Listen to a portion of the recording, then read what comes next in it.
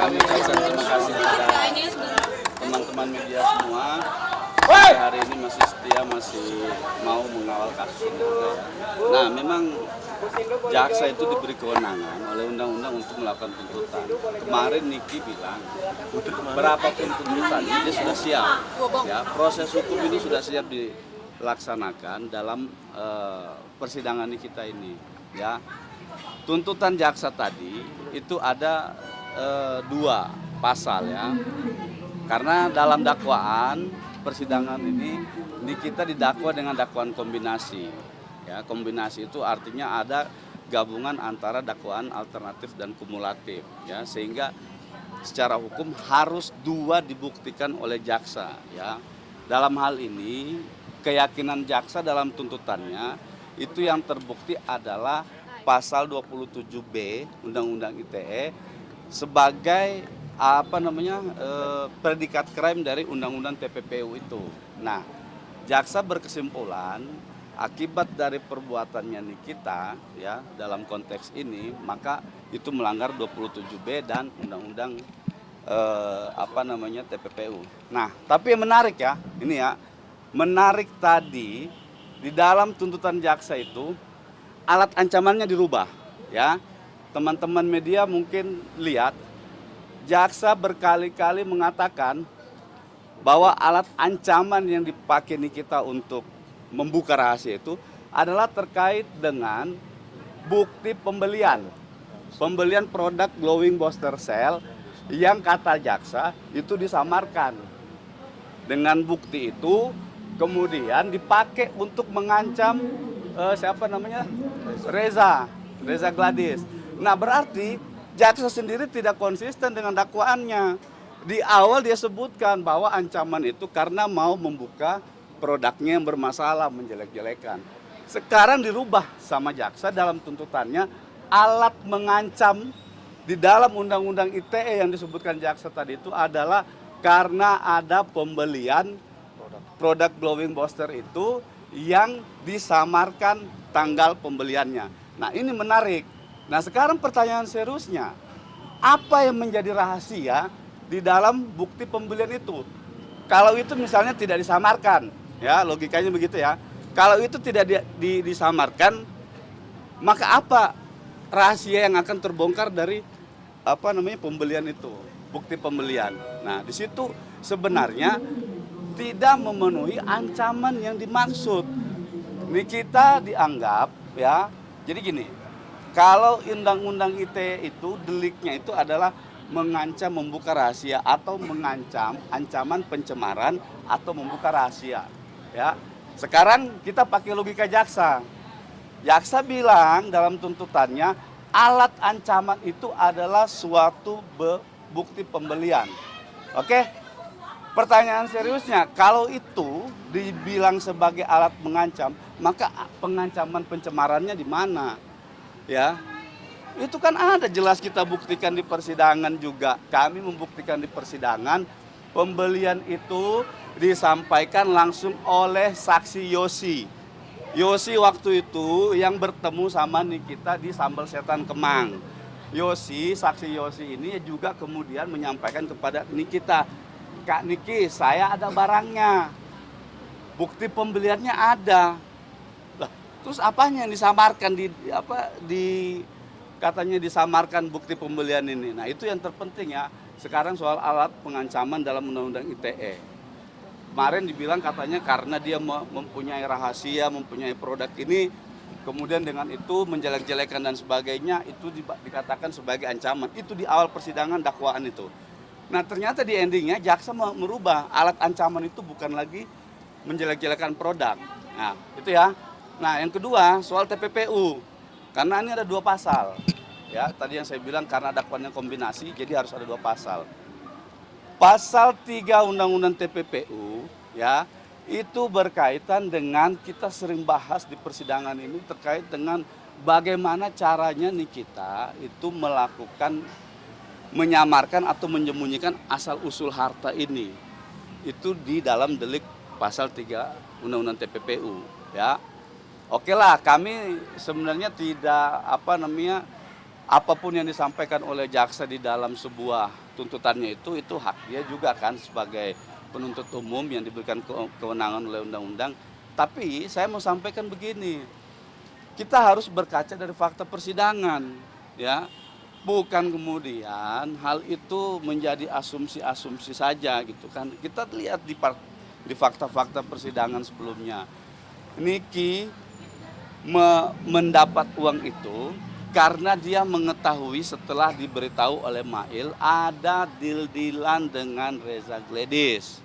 Itu dulu ya kita bicara. Deal-dealan itu bentuknya apa? Ada 3 hal yang diminta Reza Gledis kepada Mail pada saat itu, ya. Salah satunya adalah tidak melakukan review atau berhenti mereview, ya. Kemudian itu pasang badan. Niki disuruh pasang badan untuk kepada orang yang menyerang Reza Gledis pada saat itu, termasuk salah satunya adalah permintaannya kalau Doktif nyerang, Niki diminta untuk membantu. Nah, itu poinnya, ya. Di undang-undang TPPU ini akhirnya itu disepakati, ada proses negosiasi, diakui juga tadi sama jaksa, dibacakan dalam tuntutannya segala macam. Nah, sehingga sampailah itu kepada tahap kesepakatan. Negosiasi ini sudah berlangsung. Klop negosiasi ini dibuktikan dengan apa? Dibuktikan dengan adanya pembayaran dari pihak Reza Gledis, ya. Pembayaran itu bagaimana cara teknis membayarnya? 2 miliar ke PT Bumi Parawisesa, 2 miliar cash. Oke. Nah, karena rangkaian peristiwa ini, ya, maka nih kita mengatakan atau menyimpulkan bahwa itu adalah sebuah kesepakatan gitu. Sehingga dia dengan tidak ada maksud menyembunyikan asal usul harta itu, nih kita tidak mempunyai mens rea untuk mengaburkan asal usul harta itu, dia suruh transfer ke Bumi Parawisesa. Di situ jelas nanti di notis ya, namanya Nikita Mirzani, ya. Pembayarannya atas nama Nikita Mirzani, pemesanannya atas nama Nikita Mirzani. Nah, ini semua sudah terungkap di persidangan. Nah, itu tadi yang kami bilang, kok fakta-fakta ini dalam tuntutan jaksa dikesampingkan gitu, atau bisa kita bilang dihilangkan gitu ya, fakta-fakta ini. Nah, kenapa dengan fakta itu menjadi penting? Apakah unsur menyembunyikan atau menyamarkan asal-usul harta ini terpenuhi? Bagaimana cara dia? Jadi harus muter, duit itu harus muter dulu, begini. Itu TPPU, kerja TPPU begitu. Dia harus muter, makanya ada 3 tahapan tadi itu, layering, placement, integration. Itu harus muter, nanti ujungnya kembali ke Nikita. Barulah kemudian Nikita membelanjakan uang itu untuk pembelian properti misalnya, untuk pembelian barang bergerak atau tidak bergerak. Itu baru namanya sistem kerja TPPU yang sesuai undang-undang. Bukan kemudian tiba-tiba ada kesepakatan ditransfer ke sana atas namanya jelas, tiba-tiba disimpulkan sebagai sebuah tindak pidana pencucian uang. Berarti untuk tuntutan 11 tahun itu terlalu tinggi, Pak? Tuntutannya tinggi, itu bukan lagi saya berpendapat ya. Itu tuntutan tidak lagi berdasarkan fakta gitu loh. Tidak lagi berdasarkan bukti-bukti yang ada di persidangan ya. Sehingga seolah-olah terlihat ya, jaksa ini kan sifatnya adalah dalam hal ini adalah sebagai penegak hukum ya. Jangan nanti diartikan jaksa ini sebagai misalnya mewakili dari si korban. Negara memberikan dia tugas adalah memang sebagai menuntut menjadi kalau ada korban dari pihak gitu. Tapi tuntutan itu juga harus dilihat dalam perspektif hukum gitu loh. Perspektif hukum yang tadi kami sampaikan, faktanya apa, dokumennya apa, bukti apa. Sekarang kita tahu semua ya. Saya berkeyakinan, saya katakan hari ini setelah membaca, mendengar tuntutan, keyakinan kami penasihat hukum Nikita semakin kuat bahwa Nikita akan bebas. Keyakinan itu dibuktikan dengan adanya pertama dakwaan. Dakwaan bicara soal produk. Tapi di tuntutan bahasnya masalah pribadi. Itu ya. Kedua apa? Kedua di dalam dakwaan disebutkan alat untuk mengancam Nikita itu adalah karena Nikita mau menjelek-jelekan. Sekarang dirubah lagi dalam tuntutannya, alat yang mau dipakai itu adalah sebuah tanda bukti pembayaran atau pembelian produk skincare yang pernah dijual Reza Gledis pada tahun 2024. Lah bagaimana membuktikan ini? Kalau sebuah tindak pidana dakwaan dengan tuntutan berbeda, dengan fakta berbeda. Reza Gladys di persidangan dia tegas nganggo ini. Saya tidak masalah soal produk saya, ya kan? Saya masalah karena saya dibilang adalah begeng, abu-abu dan lain sebagainya. Begitu ya teman-teman media semua ingat pada waktu itu. Lah sekarang kalau itu dibalik lagi diputar ke soal produk, ini bagaimana mempertanggungjawabkan pengakuannya Reza? Reza berarti ngasih keterangan palsu dong di pengadilan. Kan begitu logikanya. Dia sendiri yang ngomong. Nggak ada begitu pun dengan saksi dia lain.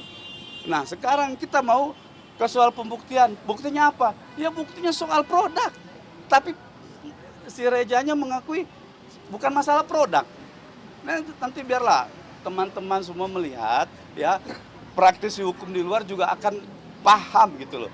Kenapa sih dakwaannya begini, pengakuan begini, tuntutan begini? Ini ada kontradiktif semua gitu. Pembuktiannya mana gitu? Pledoi Bang, Terakhir apa yang disiapkan mungkin? dan pledoi Bang. Banyak, kita siapkan pledoi semua.